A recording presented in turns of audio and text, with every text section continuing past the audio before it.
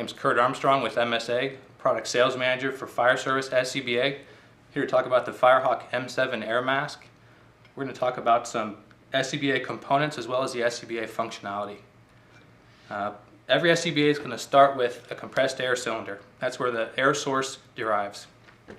At the base of the cylinder we have the cylinder hand wheel and the cylinder gauge. The gauge is your indication as a user as how you can inspect your cylinder to ensure proper air source or your proper air supply is sufficient. As I turn this hand wheel, I am pressurizing the SCBA. Air first exits at the base of the cylinder and enters our audio alarm assembly. This is our low air warning device. It includes a bell, in which time when the cylinder goes into a low air warning, this is your first means of warning the user that you're low on air. Also included on the audio alarm assembly is our URC fitting. This fitting is a means of getting emergency air to a down firefighter in need, or just a down firefighter in general. As the air exits the audio alarm assembly, it transfers through a high pressure hose and then first meets our PR14 first stage regulator. This is where the system pressure is regulated or reduced for the first time.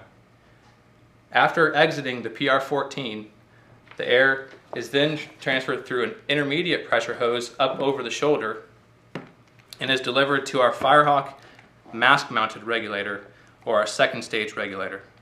This is where the pressure is reduced before it meets the face piece of the SCBA. As the air is inhaled by the user, it is then exhaled through our exhalation valve, which is located at the base of this face piece.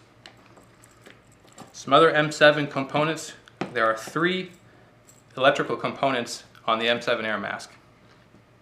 First is the power module located at the base of the backplate. This power module houses 4 C-cell batteries. These 4 C-cell batteries are actually what power what we call the M7 control module.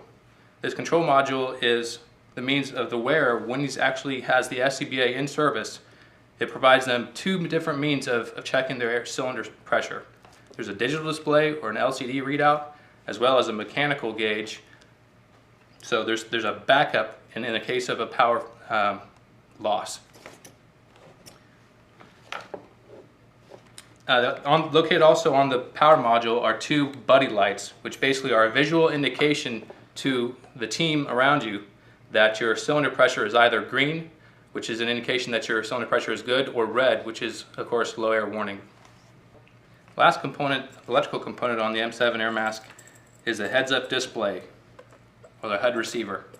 This is basically a wireless means of monitoring the cylinder status from the control module, and it provides the wearer, at a quick glance down, a series of LED lights inside the facepiece, which is an indication to the wearer of what their cylinder status is.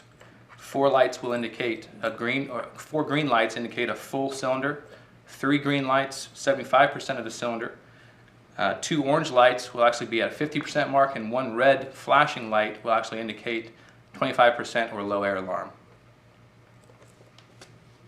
This basically concludes the introduction of the FireHawk M7 Air Mask. My name is Curt Armstong with MSA TV. For further information, you can visit us at msanet.com. Thanks.